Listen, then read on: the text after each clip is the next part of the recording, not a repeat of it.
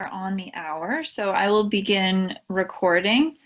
And on behalf of the IACA Global Committee, I'm very pleased to welcome Carolyn and Denise today to present to us about going Dutch. So I will hand it over to them to introduce themselves and tell us more. Thank you, guys. Thank you so much. My name is Carolyn Barr, and I work for Leiden University with campuses in Leiden and The Hague. And I work with all the incoming international students, and that means bachelor, master, and PhD students.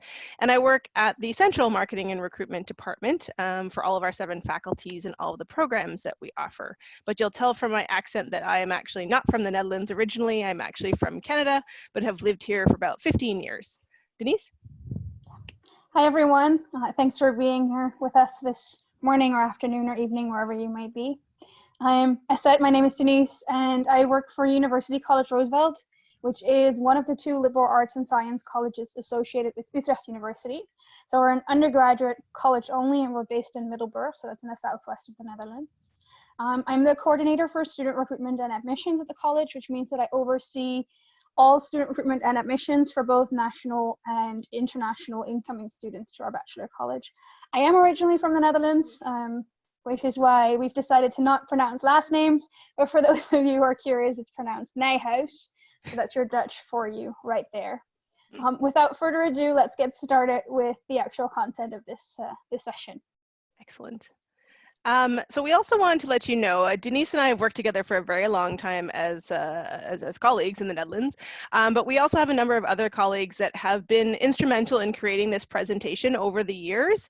So the consortium that we belong to has created a lot of materials that we use for different kinds of professional associations, just like yours. So this isn't just from Denise and I's points of view or our institutions, which are different from each other, of course, but this is a lot of years of gathering information and trying to hone the message, so it's much easier to sort of get through, but also to answer questions that counselors like yourselves have had. So it's good to know that this is more than just, you know, a few bits of information we've pulled together, of course. And today we want to talk about a number of things. First and foremost, why students might choose the Netherlands. So we're going to go through 3 main categories of those reasons why. And we're also going to go into sort of how students can apply and study in the Netherlands.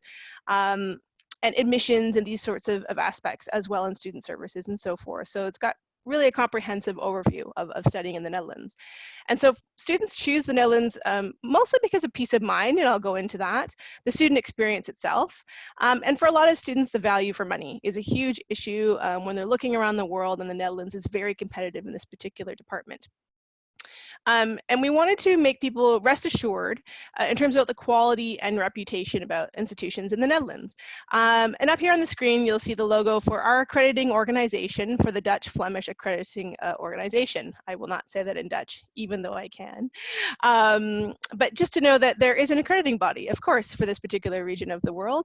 And all of our programs are held to these standards and reaccredited generally every 5 years. So students can know that that is recognized by governments around the world and the governments of the countries that we're in. Now, in terms of reputation, there's also a lot of good news in the Netherlands. And of course, the research universities, and Denise will explain that a bit later, are the only institutions that take part in the world rankings, because generally world rankings are based on research, as you know. And all of the Dutch research universities are in the top 250 in the world. So just that top 2.5%. A good number of them are in the top 100 as well.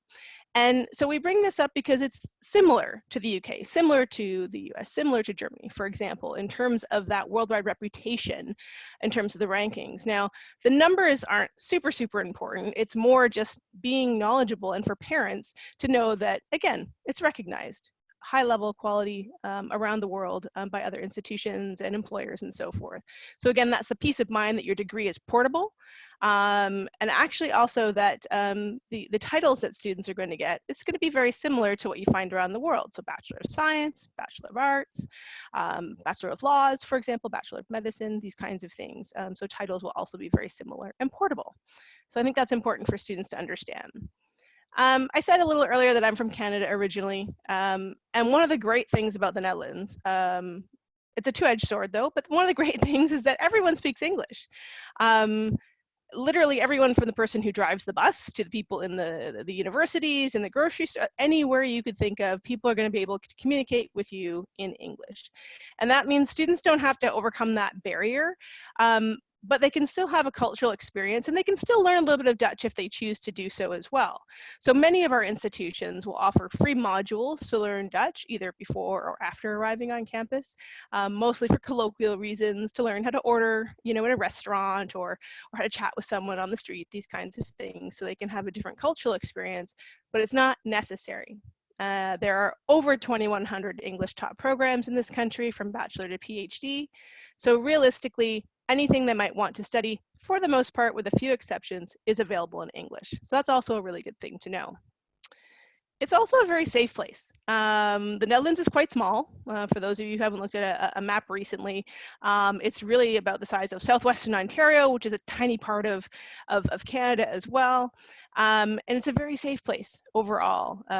You don't have to worry about major crime or these types of things. And I think students like to know that as well. And certainly parents like to know their students are going to be safe here. The people in the Netherlands are very happy. They have a very good work-life balance.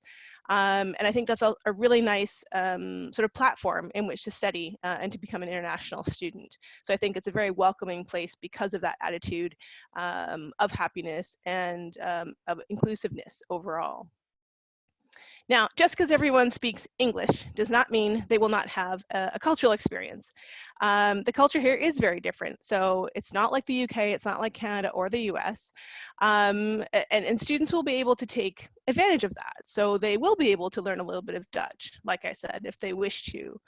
They'll be able to take part in different Dutch festivals, like our King's Day festival, where everyone dresses in orange and takes to the streets for the most part, or maybe different music or sporting events and so forth. Now, of course, at the moment, those things are limited due to the COVID situation. But in general, the actual experiences that students can have here, there's many things they can do to learn about the Netherlands, to travel to the Netherlands and really immerse themselves. And you'll see here a couple of students on a bike. This is one of those cultural experiences. Everyone here rides a bike. It's really the way to get around. It's cheap, it's easy, it's environmentally friendly, and students will learn to transport just about anything they can on a bike as well. So it's a very different cultural experience than maybe living in an urban city somewhere around the world, or maybe not having ridden a bike since they were a teenager and so forth, or a young teenager. Of course, there's other cultural experiences that students will look at, and that's things like climate. That's things like the food that we eat here. So it's a very changing climate, kind of like the East Coast of the US. There's a lot of food that is bread related in this country. So sandwiches and more sandwiches. So students who are used to hot meals at lunch and so forth may have a little bit of culture shock in that sense. And the Dutch are very direct. They'll really tell you like it is. And for some students, that's not an issue. They come from a culture somewhere in the world that is just like that. Me coming from Canada, that was very difficult because the Canadians are stereotypically polite. We beat around the bush like the British. So telling people like it is was not in my DNA. But 15 years later, it is now ingrained in my DNA. So I'm a very straightforward person. But it is a very different way of sort of organizing your life and talking to people. So again, different things that students can experience when they're here and immerse themselves. And I think on all of our campuses, so this is across the country, we really offer a warm welcome for students. We want them to feel comfortable. We want them to feel at home. We want them to feel safe when they come to our institutions.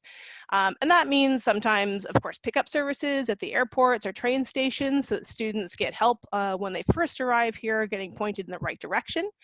That means things like orientation weeks, and they are generally student-led in the Netherlands and student-organized, so primarily social, of course, so that does mean parties, that does mean social events, but they will also meet their faculty, they'll see where they're going to be studying, they'll maybe buy their first bike, they'll get some of the logistics sorted out, like a bank account or finding out where the local grocery stores are, these kinds of things throughout the whole week of orientation to make sure they're ready and willing and able to start their classes on time. So really just to feel ensconced where they are. Now, of course, this year, in this fall, the orientation programs will look different because of COVID, and I'll talk a little bit about that later. but we are still going to be having as warm a welcome as we possibly can for students who are coming on campus overall. So this will be for all different institutions. Now, of course, once they're here, there's a million and one things they could possibly take part in depending on their interests. There are study associations, there are different types of extracurricular activities from sports to clubs to music and so forth. We don't tend to go into all of them because it's very similar to what you'd find in many other campuses around the world. The difference between Europe though, and I'd say certainly North America, is the lack of sort of almost commercial level sports teams at universities. So we don't tend to have mascots and school colors, though we often have school colors and scarves and these kinds of things. But it's not quite the same thing in that sense. They can play sports, there's a lot of intramurals, there's some competition, but not at the same kind of level. So that is one distinctive factor, I would say. And of course, we're used to students coming from abroad and all around the world. So we have a lot of different layers of student services and support. And that comes down to people like Denise and I, who help students through the admissions process and answering questions and so forth. Also for counselors like yourselves. But any kind of office you could think of. So maybe it's the Office of Financial Assistance, or maybe it's the Office of Psychological Assistance. Maybe it's a student has a functional or a learning challenge and they need accommodations or assistance there. Maybe it's in-program support. So having an academic advisor, someone they can go to talk to about whatever issues they're having. Maybe it's about a student advisor who can help them find a doctor or a dentist. Really, there are many, many layers of support that are available in all of our institutions. However, these support levels and services are not necessarily offered on a silver platter, so to speak. Students do have to be responsible, put up their hand, seek out the services that are there for them. There's many people willing to assist. They just have to make sure that they're asking for those particular services. So again, slightly different cultural difference, I'd say, to some other countries around the world. Now, many of our institutions also have housing offices, and I'll talk about that in just a moment as well. Now, the educational environment in the Netherlands is very student-centered. So today we're talking a lot at you. This doesn't normally happen in most of our classrooms. It's much more interactive in terms of the educational style. And of course, I'm sure you can imagine over 2,100 programs, there are many different scales, formats, and activities that students would be taking part in. So I do think for students, it's important for them to do the research for the program that they're into, to find out, how big are the classes? Is it a small scale or a larger scale program? What will I be doing? How is the assessment arranged? And so forth, because it can vary quite a lot. But we do have about 40 weeks of class per year. That can differ from some other countries, usually starting in September, ending in May, June kind of timeframes.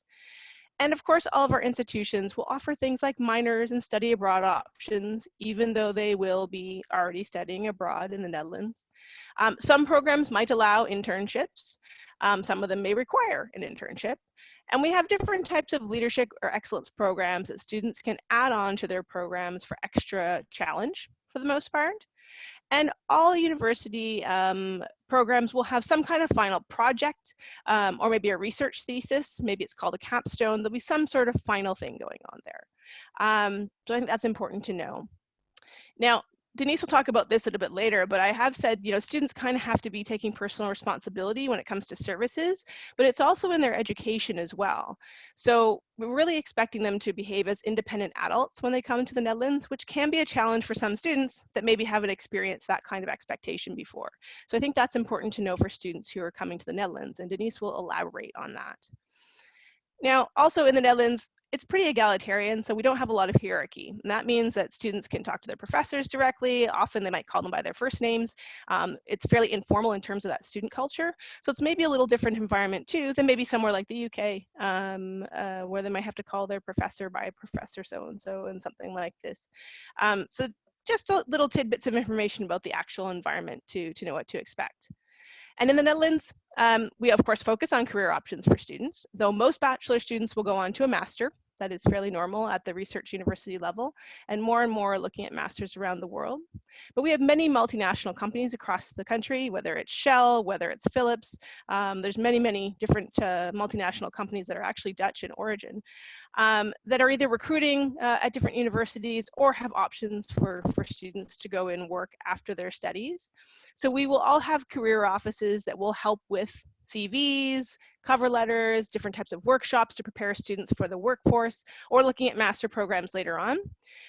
Very few have placement programs, but some business programs may have direct connections to different industries as well, or different companies, so it's good to double check for students. But of course, we have that focus on career as well. The cost of attendance is that value for money that I talked about a little bit earlier. It's very affordable regardless of nationality, but our tuition fees are based on nationality. So not residency, but on the passport. So for your students who do have an EU or an EEA passport, this does make a big difference. So the Dutch government has subsidized tuition fees for the European Union or European Economic Area student or citizens. And for the non-EU students, then the tuition fees are higher and they're set by the universities themselves. So as you can see here on the screen, the tuition fees for this coming academic year, if you're non-EU, range between about 6,000 and 15,000, depending on the institution and the program. But for EU or EEA students, it's 2,143 euros per year. And actually in year one, it's a reduction of 1,071 euros. So about half of that, but it will depend per program a little bit when you're looking at the costs overall. So it's very affordable one way or the other, regardless of whether they're EU or non-EU. Now, living expenses are often 800 to 1,000 euros per month. So that's good to keep in mind in addition to tuition fees, but still a very affordable option for students. Now, there are some finance options for students as well. And again, it will be dependent on their nationality. So for the EU students, there are some tuition fee loans that they can get from the Dutch government. They can also work part-time with no restrictions. So any kind of part-time job that they can find. For the non-EU students, there's a few other options. So of course they can work part-time as well, but there is a restriction of 16 hours per week. It's actually quite a lot to work in a bachelor program outside your courses, but it is possible. There are some institutional financial aid or scholarship options. So a very small number of institutions will take the American FAFSA, for example. And we have the Holland Scholarship that is for non-EU students as well, which is a 5,000 euro award in the first year only. So students looking for different options should look into all of these at each institution as well. And of course, what I call the bank of mom and dad, students do need to look at their own financial means to plan ahead to be studying abroad to see what is possible for the budget overall. Now, I mentioned student housing a little earlier because some programs or some institutions do have student housing offices, but in the Netherlands, student housing is not owned by the universities, so it's organized differently than the US or the UK. The universities sort of are the middlemen, and housing organizations and private landlords own all of the housing. So dormitories are not typical, but communal living is common, meaning it may feel like a dorm, but there are no meal plans and so forth in that kind of sense. And students can also just live in normal single apartments and so forth, where they might be living among the regular community. We do recommend that students start very early looking at housing, getting familiar with what they're going to have to do and the processes and terms and so forth, and to be persistent and ask with the university to see what is possible in terms of getting assistance in finding housing. But housing is generally not guaranteed for most programs. There are some exceptions, primarily, for example, like Denise's program is a liberal arts and sciences program. Our liberal arts and sciences program at Leiden University is also residential. So sometimes housing is required or included with particular programs, but it's a very small number of programs. So it's good to double check with that to make sure about the housing situation. Now, just to sort of end this piece, I wanted to put a little bit more about the coronavirus situation in the Netherlands at the moment for those of you who are dealing with students who are still applying for September of this year. A number of institutions have extended their deadlines as far as they can in terms of either application or visa. For selected programs, this was often not possible, so many programs were not able to also make those extensions, so it's good for students to double check their deadline and if it has passed already. Every university has put a frequently asked question page about the coronavirus and the implications for admissions and for September on their websites, and that's the only official source of information. So it's really good to double check directly with the universities to know exactly what's going on. The good news for all of you counselors is that in the Netherlands, all the diplomas that we have always accepted will be continuing to accept those, regardless of how they've changed the assessment. So that also means the full IB, A-levels, APs, we're still accepting all of those, regardless of those assessment means. So that's, and we are aware that some of the changes in assessment may also affect the students. So these things are very much on our radar. The other good thing to know for some of your students, if they require an English proficiency test, the only online test available in the Netherlands to be accepted is the TOEFL Special at-Home Edition test. None of the other online tests are approved at this time. If they don't need one, then it's not a big issue, of course, but for some students that might be an issue. And we are trying to be as flexible as we possibly can, but in some cases it might end up that students have to either reapply or defer to 2021 in the worst case scenario. So it's always best to be in contact with the admissions offices as students go through this process in case any obstacles are coming up or issues are coming up that students need help with. And I think it's also important to know that almost all of our institutions are public, so that means we do legally have to, of course, abide by the government regulations, and of course, the safety and the health and well-being of our students, our staff, and our faculty are the primary concern with anything that we've put in place for any of our institutions. So I think that's important to understand. We're all going to be trying to open on campus in September as much as we can, but there will be a lot online going on with each institution, and more information will come out in the coming few weeks, of course, for September 2020. Now, I am going to hand over to Denise, and she's going to talk a little bit about what the landscape looks like in terms of higher education in the Netherlands, to give you some background on that before we talk about admissions. Yep, that's exactly it. Thank you, Carolyn, for the introduction to studying in the Netherlands and why students consider the Netherlands in the first place. It's time to look at what is available to them. And before we go into that, I want to talk a little bit about the educational philosophy in the Netherlands, because that philosophy is really that access to education should be there for everyone, but that it needs to be tailored towards their specific talent, their skills, qualifications, abilities, and wishes, really. So that kind of education starts relatively early. It actually already starts in high school, where we have different streams of high school that then lead into different streams of higher education. So we have a vocational high school, we have a professional high school, and we have an academic high school. And that means that access to higher education, again, it should be available for everyone, but tailored to their needs. And that means that admissions to particular higher education institutions eligibility to that is based on the diploma a student gets in high school. And we will circle back to that when we talk about admissions.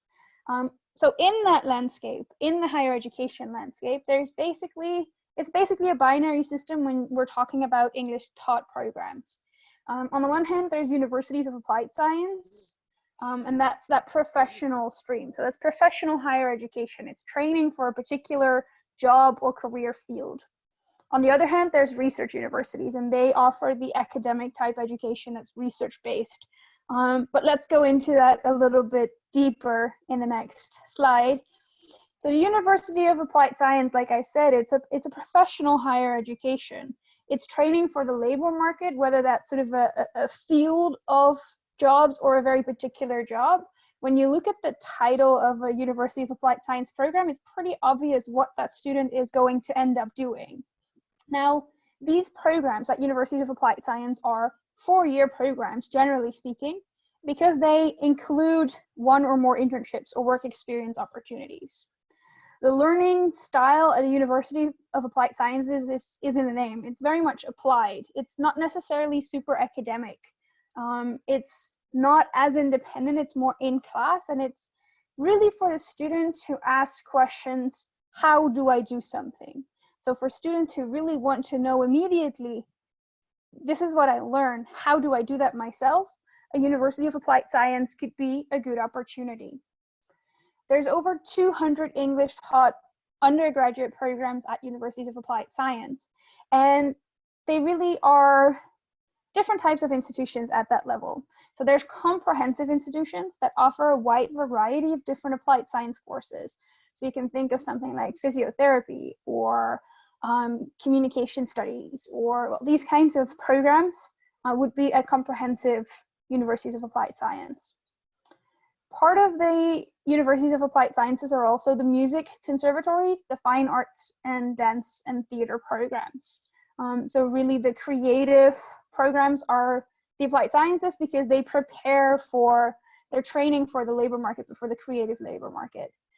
Similarly, hotel schools in the Netherlands, so the tourism and hotel management programs are applied science programs because they prepare for a career in that particular field. Now, research universities, on the other hand, are an academic education. They're 3 years, and they're often followed by a master's program, if not a PhD program. This is the kind of program that will require students to do research, to do that thesis at the end, and the learning style is quite independent. It's fast-paced, in-depth, high volumes of material, and students are learning the theories of how, but they're really looking at the why. So if you have a student who's continuously asking why we do things the way we do them, that's the research university type student. Now, at the research universities, there is over 100 English taught programs at the undergraduate level. So also here we'll find comprehensive universities that offer lots of different types of programs. So they might offer linguistics, anthropology, economics, biology, all within that same university. There's also universities of technology, and that's really, it makes sense, right? It's in the name. Those are the research universities that focus on technological programs. There's 3, and they focus on, and that's where you'll find the engineering programs, the nanotechnology programs, the aerospace engineering programs. These kinds of courses are on offer at the universities of technology. Now, both these different types of research universities have university colleges. And university colleges are the Dutch interpretation of liberal arts and science colleges as you find them in the US. So it's that liberal arts and science philosophy, but it's basically been given a Dutch twist. So these university colleges are small-scale programs that are part of the larger research university that offer that liberal arts and science education, that offer an education that also focuses on education outside of the classes. So the community, the extracurriculars, the living on campus are a very big part of that as well.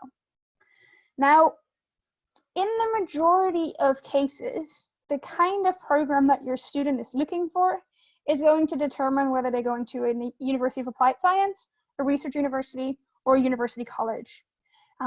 It's only where a program is offered at both or even at all 3 of these types of institutions that your student needs to figure out what kind of student they are and what fits their learning style best. Are they looking at the how?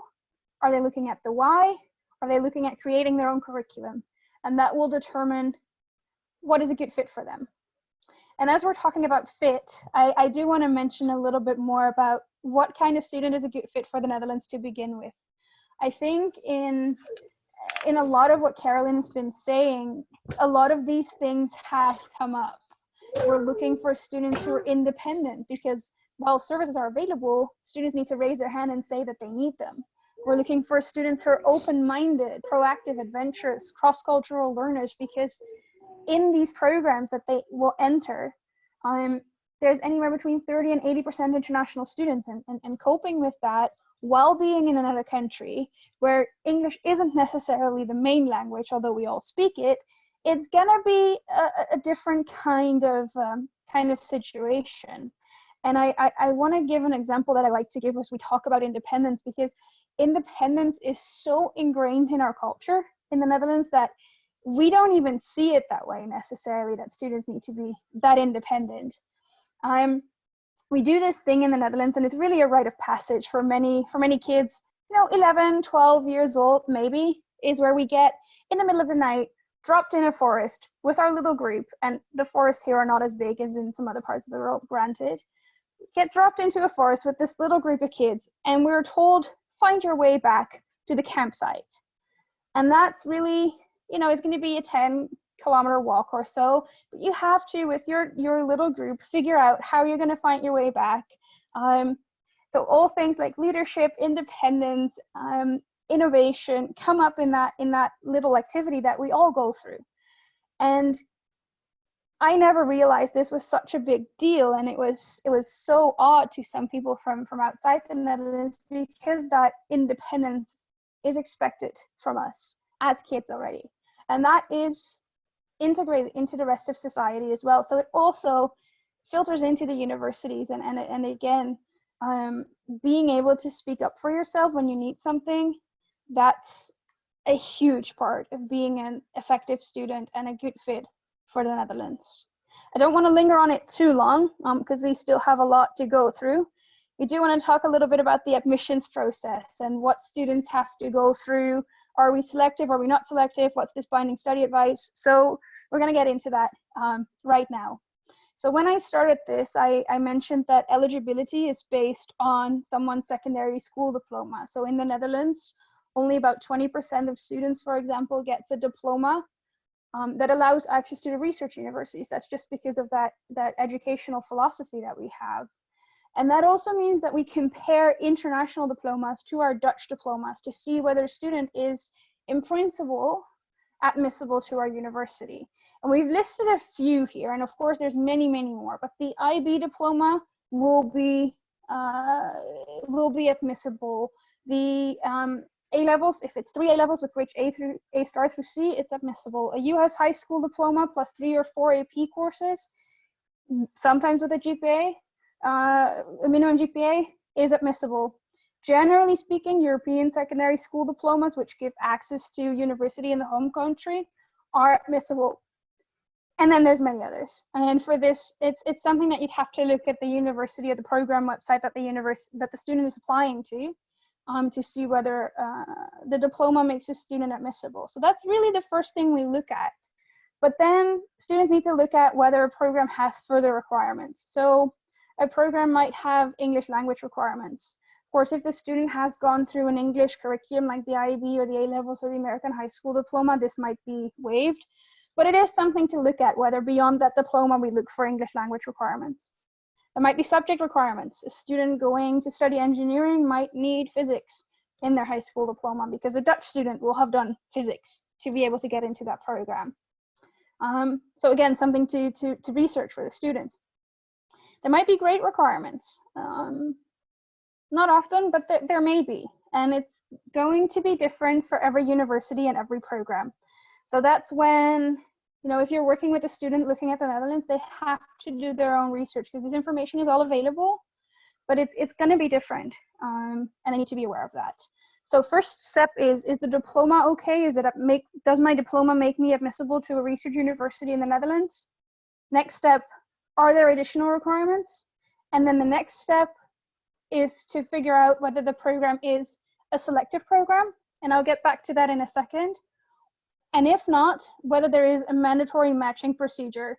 Now, my university doesn't do matching because we're a selective program. So I'm going to give the floor back to Carolyn real quick to explain a little bit more about that mandatory matching procedure.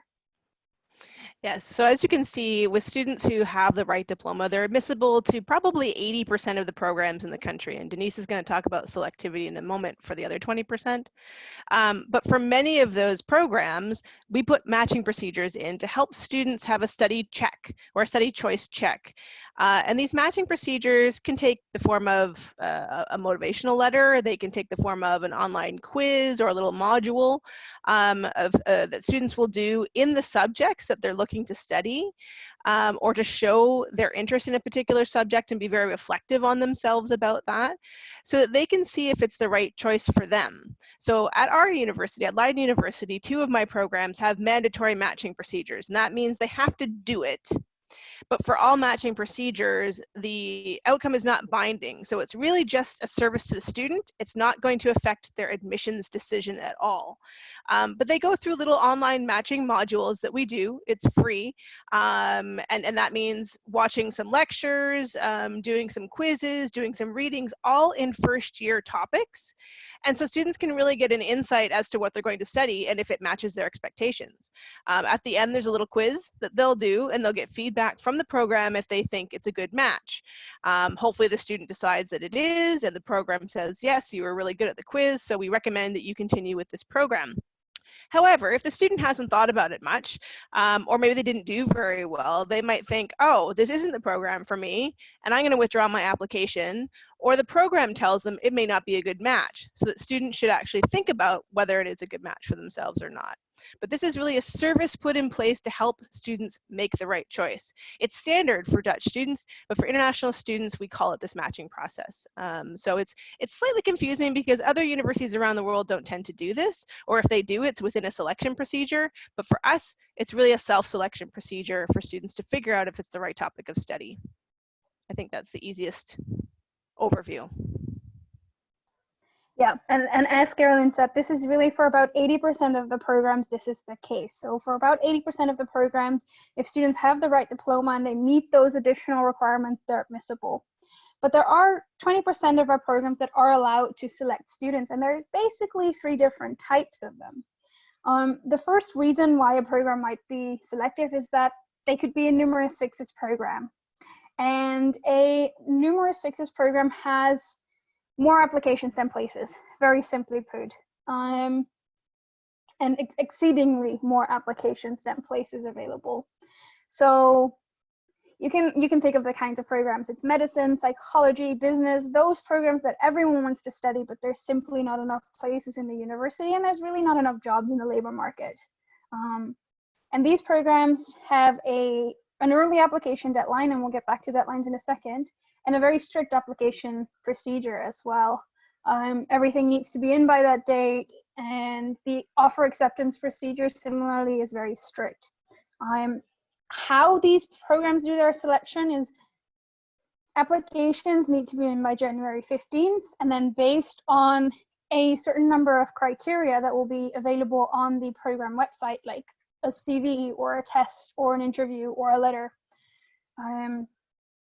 the university makes a ranking of all the students. So come April 15, all students are communicated their ranking for the program. So if a program has 600 places, number 1 through 600 are in. They can come, they can start. It's up to them to let the university know if they want to come. And that means that number 601 through how many applications there were are basically forming a waiting list and might move up to getting an offer as students start to decline their offers. So it's a slightly more general or generalized procedure for these numerous fixes programs. So as soon as you see a program with a January 15th deadline, you can be relatively sure that it's a numerous fixes program. Another reason why a program might be selective is because they have been given by our Dutch Flemish Accreditation Organization the label of small scale and intensive. So these are programs that are more holistic. They are programs with a high staff to student ratio, a lot of contact hours, where the community and the extracurriculars are a big part of the study program. And they tend to be the university colleges and the hotel schools. They are looking for a very particular type of student who likes to have that interaction, who likes to have that small scale environment, and therefore they can select their students. They don't have this generalized procedure like the numerous fixes programs have though. So they will be more like the holistic application procedures that you are more familiar with at UK, US, well actually no, US and Canadian universities. A final reason as to why a program might be selective is because they are talent-based. You can imagine having the right diploma will not necessarily be good enough to get into a conservatory or an art academy. So similar to the small scale and intensive programs, there's no general procedure for these programs and how they select, but it can be an interview, an audition, a portfolio review, these kinds of things. So in sum, this is the overview of what it might look like. And I know this can be a little bit scary, but the first thing we do is look at whether a student is eligible. Do they have the right diploma? And do they fulfill the additional requirements, like the subjects, the grades, or the English language requirements? If so, is the program a general admissions program? 80% of programs is, but there might be that matching procedure for students. They will then get the conditional offer. It might also be that the program is a selective program, and it can be small scale and intensive, or talent-based, or numerous fixes. And based on where it falls, there's a different procedure to follow. and then they can get the conditional offer. Now, no matter where the student falls, whether it's a general admission program, whether it's a numerous fixes program, every program in the Netherlands has this wonderful thing at the end of the first year, and it's called the binding study advice. It's a very typical Dutch term. It's not an advice, it's very much binding. If students don't pass an X amount of courses in their first year, they are out. So it's a little bit like selection after the gate. We allow students the opportunity because the belief is there that access to education should be there for everyone. But we do want to see students prove themselves in the first year. So we'll ask them to pass anywhere between, well, let's say 75 and 100% of their course load in the first year to be able to move on to the second year. So that is something that students should be prepared for if they enter a university in the Netherlands, that is something that comes up at the end of the first year. Now, of course, we don't just say at the end of the first year, hey, sorry, you didn't do well, you're out. They get a preliminary binding study advice halfway through the year. So we do monitor students and we do tell them, generally speaking, hey, you need to change something or otherwise you might be out. So that is how admissions and selection happens in the Netherlands. What we do need to talk about a little bit further is the actual procedure of submitting an application. Because the Netherlands doesn't have a centralized procedure or a centralized deadline. Each university has its own application system. And on top of that, we have a national registration system, and that's called StudyLink. You might have heard of StudyLink, you might have heard that as equated to UCAS or Common App. It's not. We'll get to what it is in a second. So in terms of the steps, students will need to do two things when they're applying to a Dutch program. They will need to register in the centralized national registration system, which is a database that we use to keep track of whoever is studying in the Netherlands. And they need to complete and submit an application to each program that they are interested in. This can often be done online through a portal from the university, but it will be different portals for each university. Whether they do the registration in StudyLink first or the application of the university first, that might be different a little bit per program. So we always say, follow the steps and guidelines on the website of the program. That's really where the student needs to start with the research, of course, finding out, whether it is a selective program, etc., but also how to actually submit the application, because it's going to be different for each program. And of course, whenever they get into trouble somehow or something is unclear, then there's people like Carolyn and myself at each university to help. So students can absolutely get in touch with us if they need help. A note we want to make, and it doesn't really fit in the story, but we need to make it someplace, is that in the Netherlands, deferrals aren't very common. So we always want students to apply for the upcoming admissions intake. It's for selective programs, it's usually not at all possible to defer, and for the non-selective programs, it's not necessary to defer. If you have the right diploma, you're generally in. So this is not something Dutch universities know, and it's not something that happens. So as you're working with your students, make sure that they're applying for the upcoming cycle. Now, I promised a few words on StudyLink. We're gonna tell you a little bit more and give you a few tips and tricks. It's gotten a lot better, but StudyLink is a program that was built for Dutch students and has been translated to English. And therefore there's sometimes confusing terminology. So again, if students have questions, if you have questions, get in touch with us. Now, in general, at any given time, a student can be registered for up to 4 programs in StudyLink. Out of these 4, 2 of them can be numerous fixes programs, unless it's medicine. They can only apply for 1 medicine program. That's even further restricted than most numerous fixes programs. So theoretically, a student could be applying to 1 medicine program, 1 psychology program, and 2 other programs. They can also be applying to 4 non-selective or non-numerous fixes programs. That's fine. Whether it's necessary is a whole different discussion we're not going into today, but that's what's possible at any given time. However, a student can change their mind. They are allowed to remove one of their programs from StudyLink before the deadline and add another one. So if a student's applying to a selective program with an earlier deadline and they do not get in, they might still remove that program to apply for another non-selective program if that's still possible at that point. The biggest tip I can give you for StudyLink, or your students for StudyLink, is to not forget their login details and their password. It is incredibly hard to retrieve a lost password or login details for StudyLink. Often you have to go through the program that you're applying to. So I know this is something you tell your students to not forget their passwords and login details, but it's extra important for StudyLink. And that's also immediately the sort of last tip. If StudyLink is being problematic, you will not be able to help your student. The student will not be able to reach StudyLink. They will have to reach out to the program they're applying to, and they can help sort it out because they have a direct link with StudyLink. All that's available on the public website is a snail mail address. So there you go. A little bit about application deadlines then. I already told you there isn't much generalized. There's one general deadline, and that's the numerous fixes application deadline on January 15th. University colleges, hotel schools, and all these other selective programs, deadlines vary between December 1st and May 1st. So again, nothing much general, but usually they are a little bit earlier than the non-selective programs. As you can see here, non-selective program deadlines for non-EU passport holders are between April 1st and May 1st. For European passport holders, it's often May 1st because they don't have to apply for a visa and we need time to process that.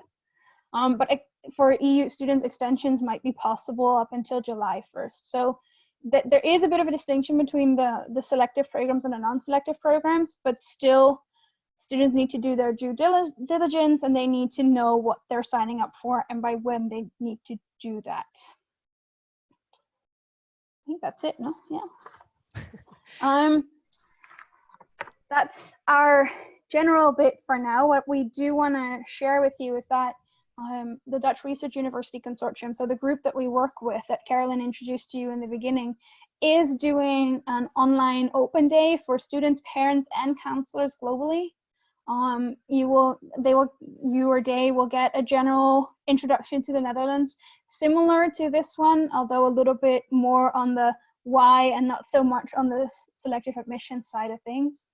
And it will be possible for attendees to chat with representatives from each of the universities and learn a little bit more about all the different universities that are part of the consortium. So we'll leave that there and we'll share the link with you as we go into our Q&A. Now, I think we have to read. Yes. Let's see here. I'm scrolling here.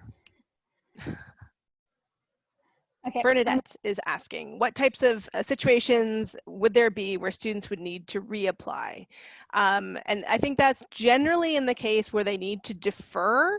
They would actually have to reapply. And for the non-selective programs, that's just a paperwork exercise for the most part. So they just have to re-register and so forth for the following year. If it's for a selective program, they will likely have to reapply and go through the entire selection process again for the following year. There are very few selective programs that would do otherwise unless there was some very specific situation going on with that particular student, in which case they should reach out to admissions to talk about that. I think, Carolyn, this question popped up when you were talking about COVID and how things are in the Netherlands.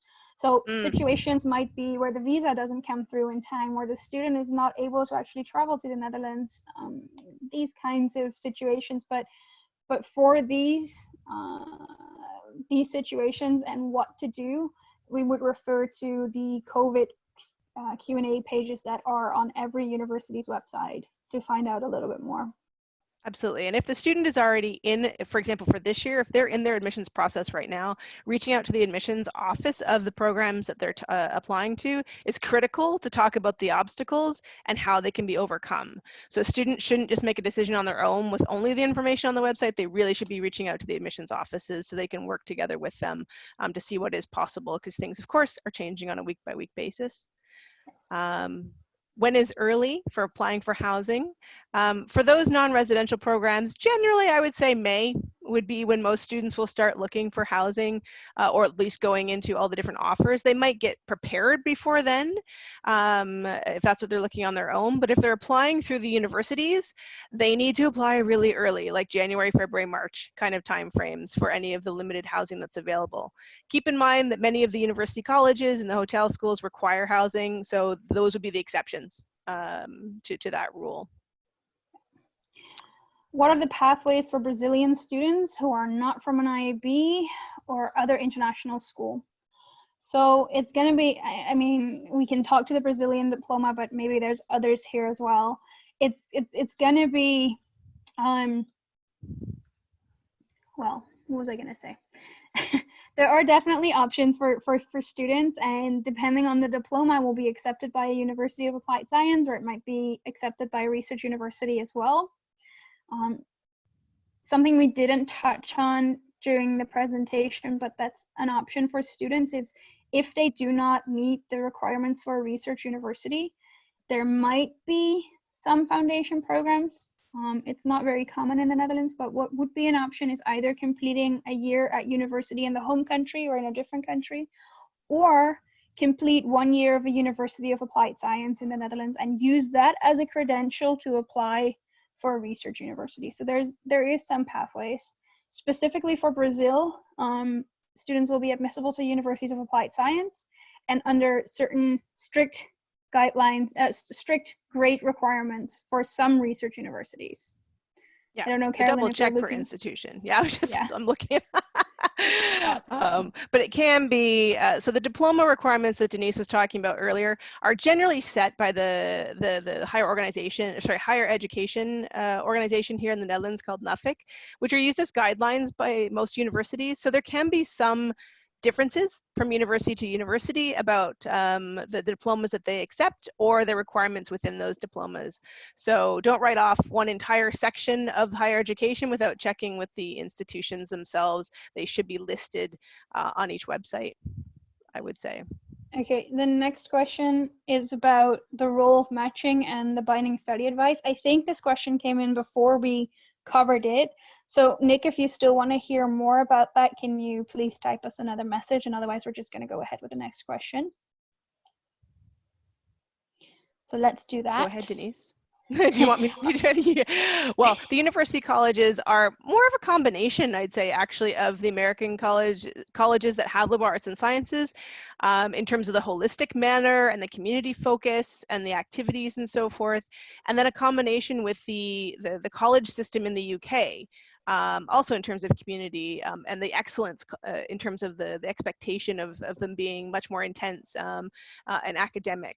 So I think there's a combination there. I mean, Denise, you can probably elaborate a bit more. Yeah, it's really that. So it's the educational philosophy taken from the liberal arts perspective as it is in the US. So the idea that you compose your own curriculum, that you do not have to know exactly what you want to study yet, that educational philosophy is not common in Europe, where most students will have to know exactly what they want to do as they enter university. So that's the educational philosophy. Then that was combined with the UK philosophy of having small colleges and having students identify with that specific college, for example, at Oxford and Cambridge. These two ideas were taken together and were integrated into the Dutch system. So you have that small college environment. So a student at my college, UCR, will always say it's a UCR student as opposed to an Utrecht University student, which is sort of the mother institution. So they're really at that small scale place. At the same time, they're studying liberal arts and science, an honors program of a research university.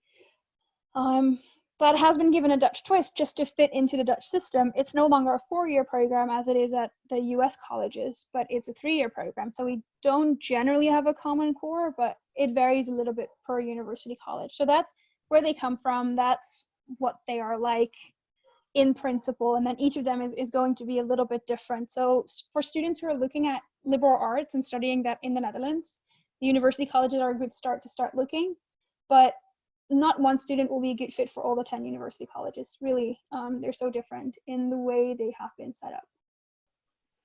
And I know that this next question sort of, you spoke to that a little bit. For research universities, do students need to know the career area they want to specialize in from the start? And in general, the answer to that is yes, other than the liberal arts and sciences programs that Denise just talked about in that build your own curriculum, where they can explore different topics. But in the Dutch, in the Dutch system, there is no general education component. That's sort of seen as the last bit of high school in the Netherlands to a certain extent, to be able to explore and do different options. And that speaks to the high school system here in the Netherlands, which leads students to different types of education. And that's why there isn't that time to explore in general, because they've already done that exploration throughout their high school career for the most part. So it is different than different systems. But this is where, yes, if a student isn't exactly certain, they can find a university college that has the different types of topics they might be interested in, where they can mix and match, like Denise said, and make their own personalized curriculum, which would make more sense for those students, I think. Bruce did ask another question, but not later down, but about the matching procedure that I didn't really talk about. And if they aren't a match, how do they select a new program? Generally speaking, they would just, if they weren't a match and decided that they wanted to withdraw, they would just withdraw their application from the university, take it out of StudyLink, and then they can select a new program if the deadline would allow. And so they would add a new program into StudyLink and apply to that new particular program if it was possible with those programs. So it's actually quite easy to do that. There's no restrictions necessarily other than the actual deadlines themselves.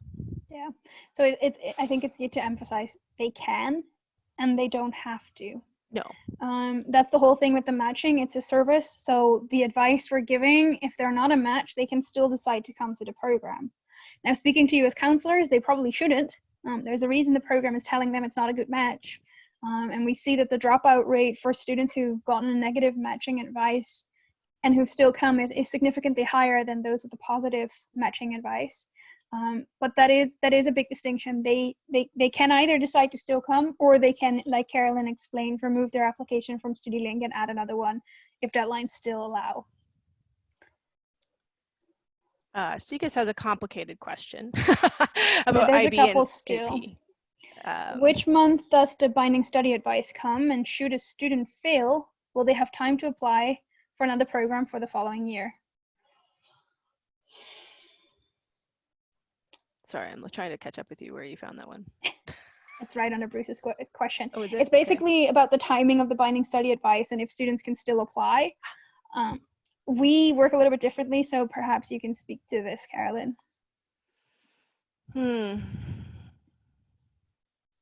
Yeah, I'm not an expert of when they actually get the information in terms of the final BSA. It's after the first year, but generally speaking, they'll have different meetings with their program or study coordinators throughout that first semester. So before February, they will know if there's a big problem and if it's insurmountable, or whether they can be on a program to make sure that they, pull up their socks and get through their first year. So normally before February, they will make a decision to withdraw if they're really going to fail. But hopefully they will work with their advisor to continue on through their first year and sort of and get going. Generally, people who aren't doing well, it's because they chose incorrectly. And those would be the students that would be most logical to decide to withdraw and apply for another program for the next year, in which case they would have lots of time in general to do that, unless they want to apply for a numerous fixes or selective program. They have to keep an eye on those deadlines because they are much earlier than February sometimes. Yeah. There's maybe a bit of a cheeky question of someone who's curious about why there is no common application system similar to UCAS. It's because in general, I wish I had an answer. Well, I as a foreigner, my assessment, and I've worked in the British system, I've worked in the US system, and now I work here in the Netherlands. And a lot of it is because the Dutch institutions are decentralized, meaning the faculties make the decisions, and then within the faculties, the programs and institutes make the decisions based on what they want in their programs. And having an online similar system to UCAS requires a level of coordination and standardization that faculties and academics do not like. At the core of it. That doesn't mean there will never be one. It's really, I think, something that is far off the agenda at this moment, but it is the comments and feedback of counselors from around the world do get through to the different higher education organizations. And it's also a government decision. The amount of investment required in something like that in terms of finances has to come from the government. And then it also has to have approval from the university. So it's a huge undertaking. So I don't think it's something they've actively been like, no, we're never doing it. It's just, it's not been the biggest priority in terms of budgets and focus overall. But they aren't trying to make it more difficult. They just all think their programs are and their requirements are very important, and they don't want to acquiesce to other people. I think it's academic in nature. Yeah, and on top of that, I mean, for Dutch students, it is a little bit more standardized because Yes. StudyLink, for all Dutch students, they go through StudyLink, but it's for international students when we need additional documentation that doesn't directly come from the government because the diploma comes from elsewhere, where all universities, as they have started to have more international programs, have adopted their own way of doing it. So there is a little bit of history to it as well, I suppose. Yes, so for students with a Dutch diploma, StudyLink actually generally is the application system. It's only when it's a non-Dutch diploma or there's a selection process that students have to do that second piece. So I think that's also a bit of background that's important to know. We'll certainly put the Drew link back up in a second as well. We have a question about resources for non-selective programs. I'm not exactly sure what resources you were looking for, but if you're looking to find particular programs, there is a very handy website, and that's studyinholland.nl, which has a study finder where all the programs are available. It will not say exactly on that website whether it's a selective or a non-selective program, but it's a good start for students to start looking at programs in the Netherlands, and from there go to university websites and find out more about that particular program, the requirements, the admissions process, and whether or not it's selective. Let's see here, what else? And let's see, are IB diploma students automatically exempt from TOEFL even if English is not their native language? I'm gonna say for 99% of the programs, they should be. Yeah, and some programs might want to see a certain English in the IB diploma to make sure of that. So it's always good to double check that. But in general, yeah, like Denise said, 99% of the time, that would be the case. I think we've talked a little bit about the not doing well aspect. Students will always have to reapply and start over. That's how the Dutch system works, and it's actually, students in the Netherlands expect this. So actually a lot of Dutch students will try out programs and quit and then start a new one. It's fairly typical. So it doesn't have the stigma that it may have in other countries that you know, oh, you didn't make it through first year, oh, you know, fail. That's absolutely not how it is here, and that's partly because we have this access to higher education. So it's, you know what, if you didn't pick right, apply for next year and start a different program. Maybe you'll find the right program then. So I think that's important to understand too. That's giving students a bit of freedom to try different topics and start new again if they need to. We talked about, you said Study Finder, did you not, Denise? Yeah, I did. So there's another question about figuring out which universities offer international relations. Again, studyfinder.nl or studyinholland.nl. Use that database as your initial search, and then from there move to university pages. I got a private question about whether we're going to send out recordings of this, and I believe the answer is yes, but that's up to the Global Committee. Yes, there will be a recording available on the Global Committee YouTube page, probably by tomorrow. So I'll send that out to the Eventbrite registrants as well. I know we're a bit over, but there was one more question about having a criminal record. And generally, if that criminal record would not allow the student to apply for a residence permit or visa in the Netherlands, then it would disqualify them from coming to the country. I've had that with students in the US, and unfortunately, most of the time it means that they are not able to get a permit to study. Mostly within Europe, but certainly within the Netherlands, those rules are the same. So it will depend, and students should ask that specific question to the university they want to apply to. But yeah, unfortunately, it can be the obstacle that we cannot overcome. There's another question about contact details, and I think if we move to the next slide, there's actually contact details for everyone in the Dutch Research University Consortium, no? Or do we not have contact details? No, we do not. Well, we have just websites. the websites, yeah. So at least here's the studyinholland.nl website that I mentioned, and here's the basic bachelor websites for all the universities that are part of the consortium. We can definitely share our contact information so that it gets to you as well. Yes, and you can email us. We also have a Facebook group if you're on Facebook for Dutch higher education and college admissions counseling. So a lot of counselors belong to this group. It's free.